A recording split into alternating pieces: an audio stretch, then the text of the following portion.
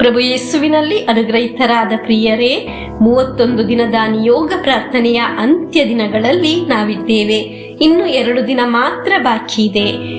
ಈ ದಿನ ವಾಕ್ಯವನ್ನು ಆಲಿಸುವ ಎಲ್ಲರನ್ನು ದೇವರ ಕರಗಳಿಗೆ ಸಮರ್ಪಿಸುತ್ತೇನೆ. ಪ್ರಭುವೇ, ಇಂದು ಪ್ರಾರ್ಥಿಸುವಾಗ ಡೈಲಿ ಬ್ಲೆಸ್ಸಿಂಗ್ ಅಲ್ಲಿ ತಪ್ಪದೆ ವಾಕ್ಯ ಆಲಿಸುವವರನ್ನು, ಶೇರ್ ಮಾಡುವವರನ್ನು, ಇದಕ್ಕಾಗಿ ಕಾರ್ಯ ಮಾಡಿದ ಎಲ್ಲಾ ವ್ಯಕ್ತಿಗಳನ್ನು ಈ ದಿನ ಸಮರ್ಪಿಸಿ ಪ್ರಾರ್ಥಿಸುತ್ತೇನೆ. ನಿಮ್ಮ ವಾಕ್ಯ ಆಲಿಸುವ ಈ ಶುಶ್ರೂಷೆಯಲ್ಲಿ ವಾಕ್ಯವನ್ನು ಅತೀ ಮನೋಹರವಾಗಿ ಮಾಡಿದ ಈ ನಿಮ್ಮ ಸಾನ್ನಿಧ್ಯವನ್ನು ನೆನೆಸುತ್ತೇನೆ. ದೇವರ ಕರುಣೆ ಉಂಟಾಗಲಿ.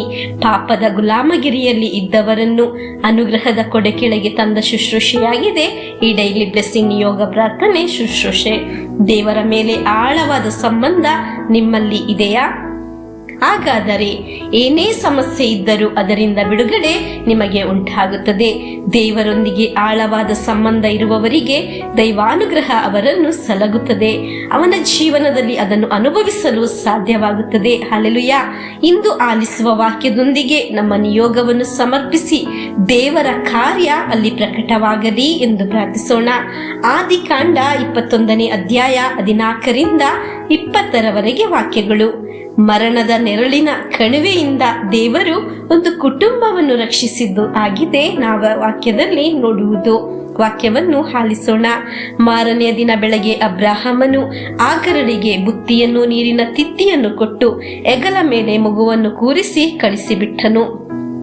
ಅವಳು ಹೊರಟು ಬೆರ್ಷಬದ ಕಾಡಿನಲ್ಲಿ ಅಲೆಯುತ್ತಿದ್ದಳು. ತಿತ್ತಿಯಲ್ಲಿದ್ದ ನೀರು ಮುಗಿದು ಹೋಯಿತು.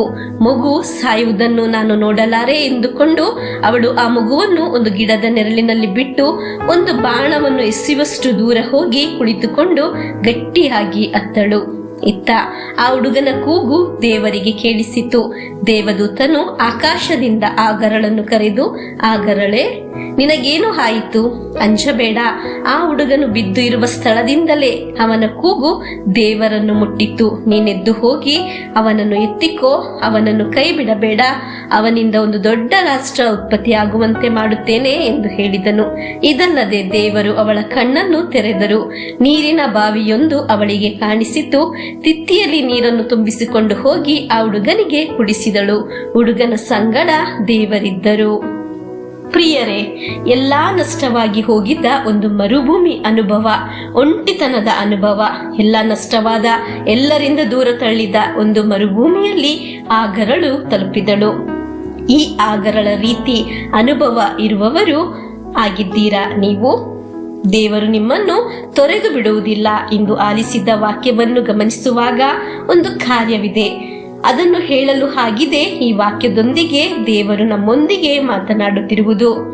ಕಿರುಚಾಡುವ, ಶಾಪ ಹಾಕುವ, ನನ್ನ ಜೀವನ ಹಾಳಾಯಿತು ಎಂದು ಗೊಣಗುವ ಒಂದು ಆಗರಳನ್ನು ಅಲ್ಲ ನಾವು ನೋಡಿದ್ದು. ಮರುಭೂಮಿಯಲ್ಲಿ ಒಬ್ಬಂಟಿತನೆಯಾದ ಸ್ಥಳದಲ್ಲಿ ನನಗೆ ಭರವಸೆ ನೀಡಿ ತೊರೆದು ಬಿಟ್ಟ ಎಂದು ಆಗರಳು ಹೇಳಿಲ್ಲ. ಆಗರಳು ನಿನ್ನೆ ತನಕ ಇದ್ದ ದುರಂತಗಳನ್ನು ಯೋಚಿಸಲಿಲ್ಲ. ಪ್ರಿಯರೇ, ಅನೇಕರು ಜೀವಿಸುವುದು ನಿನ್ನೆ ತನಕ ಇದ್ದ ಅನುಭವದಲ್ಲಿ ಆಗಿದೆ. ಅದರಿಂದ ಅವರ ಮುಂದೆ ಬರುವ ಒಳಿತುಗಳನ್ನು ಅರಿಯದ ರೀತಿಯಲ್ಲಿ ಕಣ್ಣುಗಳು, ಬುದ್ಧಿಗಳು ಕತ್ತಲೆಯಲ್ಲಿ ತುಂಬಿ ಹೋಗಿದೆ. ಅಬ್ರಹಾಮನು ಆಗರಳನ್ನು ಹೊರಗೆ ಹಾಕಿದನು. ಆದರೆ ಆಗರಳಿಗೆ ಇದ್ದ ಒಂದು ಪ್ಲಸ್ ಪಾಯಿಂಟ್ ಆಗಿದೆ, ಹಳೆಯ ದುರಂತವನ್ನು ಯೋಚಿಸಲಿಲ್ಲ. ಹೃದಯ ನೊಂದ ಆಗರಳ ಪ್ರಾರ್ಥನೆ, ಮಗುವಿನ ಕೂಗು ಸ್ವರ್ಗ ಆಲಿಸಿತು. ಪ್ರಿಯರೇ, ನಿನ್ನೆಗಳ ತನಕ ಇದ್ದ ದುರಂತ, ಒಂಟಿತನ, ಅವಮಾನ, ಮೋಸ, ನಮ್ಮ ಬಗ್ಗೆ ಕೆಟ್ಟದಾಗಿ ಮಾತನಾಡಿದ್ದು ಅದನ್ನೆಲ್ಲ ಮರೆತು ಬಿಡಿ. ಮತ್ತೆ ಪ್ರಾರ್ಥಿಸಲು ತಯಾರಾಗಿ ಕಣ್ಣೀರಿನಿಂದ ಪ್ರಾರ್ಥಿಸಲು ಪ್ರಾರಂಭಿಸಿ. ಪ್ರಾರ್ಥಿಸುವವನ ಮುಂದೆ ದೇವರು ಜೀವ ಜಲವನ್ನು ತೆಗೆಯುತ್ತಾರೆ. Amen, hallelujah. ದೇವರ ಅದ್ಭುತ ಮಾಡಲು ತಯಾರಾಗಿದ್ದಾರೆ. ಹೃದಯ ನೊಂದು ಪ್ರಾರ್ಥಿಸಲು ನೀವು ತಯಾರಾಗಿದ್ದೀರಾ?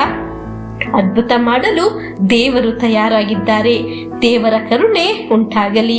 ನಿಮ್ಮ ಮೇಲೆ ದೇವರ ಕರುಣೆ ಸುರಿಯಲ್ಪಡುತ್ತದೆ. ಪ್ರಿಯರೇ, ಇಂದು ಆಲಿಸಿದ ವಾಕ್ಯದೊಂದಿಗೆ ನಮಗೆ ನಿಯೋಗ ಪ್ರಾರ್ಥನೆಯನ್ನು 33 ಬಾರಿ ಹೇಳಿ ಪ್ರಾರ್ಥಿಸುವ ಪ್ರಭುವಿನ ಆಶೀರ್ವಾದವನ್ನು ಸ್ವೀಕರಿಸೋಣ. ದೇವರು ನಿನ್ನ ಮೇಲೆ ಕರುಣೆ ತೋರುತ್ತಾರೆ. ಪವಿತ್ರ ಗ್ರಂಥದಲ್ಲಿ ಹೇಳುವ ಹಾಗೆ ನಿನ್ನ ಪ್ರಲಾಪ ಅಂತ್ಯ ದಿನಗಳು ಪ್ರಾರಂಭವಾಗಿದೆ. ನಿನ್ನ ಮುಂದೆ ಒಂದು ಜೀವ ಜಲ ದೇವರು ತೆಗೆಯುತ್ತಾರೆ. ನಿನ್ನ ಜೀವನಗಳಲ್ಲಿ ಬಿಡುಗಡೆಗಳು ಸಂಭವಿಸುತ್ತದೆ. ಆಮೇನ್.